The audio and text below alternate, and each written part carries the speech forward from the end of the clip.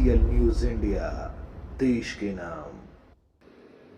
नमस्कार दोस्तों, TCL news India में मैं अंकुर अस्थाना आप सभी का स्वागत करता हूं। बीजेपी ने मंगलवार को अपने राष्ट्रपति पद के उम्मीदवार के नाम का ऐलान कर दिया है।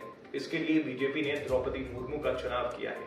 द्रौपदी मुर्मू यदि राष्ट्रपति पद का चुनाव जीतती हैं, जो कि एनडीए की संख्या बल को देखते हुए उसकी संभावना ज्यादा है, तो वो देश की पहली आदिवासी राष्ट्रपति होंगी।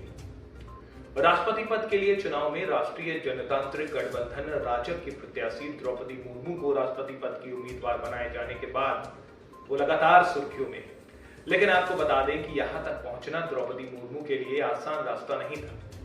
उनके जीवन में कई तरह के उतार चढ़ाव आए, लेकिन इसके बावजूद वो जनता की सेवा में जुटी रही। आइए जानते हैं कौन है बीजेपी की राष्ट्रपति पद की उम्मीदवार द्रौपदी मुर्मू, जिन्होंने अपनों को खोने के बाद अपनी जिंदगी को समाज सेवा के लिए समर्पित कर दिया।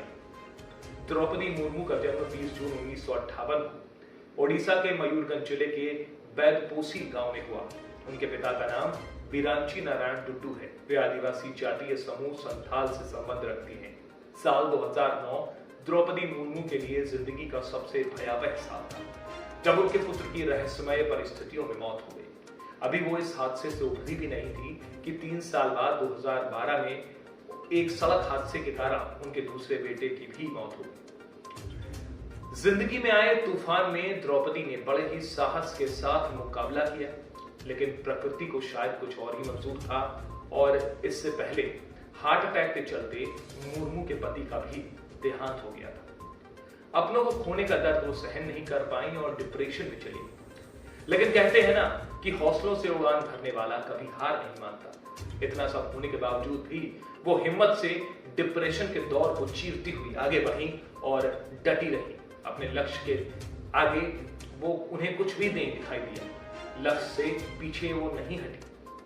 द्रौपदी मुर्मू ने कभी भी कठिनाइयों से हार नहीं मानी और सभी बाधाओं को पार करते हुए उन्होंने भुवनेश्वर के रामादेवी महिला कॉलेज से आर्ट्स में ग्रेजुएशन की डिग्री हासिल की। इसके बाद उन्होंने सिंचाई बिजली विभाग में 1979 से 1983 तक जूनियर असिस्टेंट के तौर पर काम किया।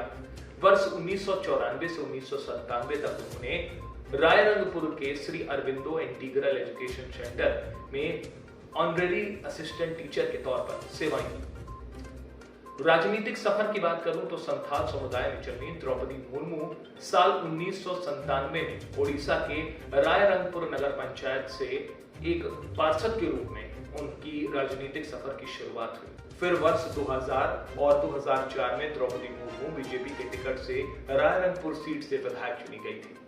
वे बीजेपी एसटी मोर्चा की राष्ट्रीय कार्यकारिणी सदस्य भी रह चुकी हैं।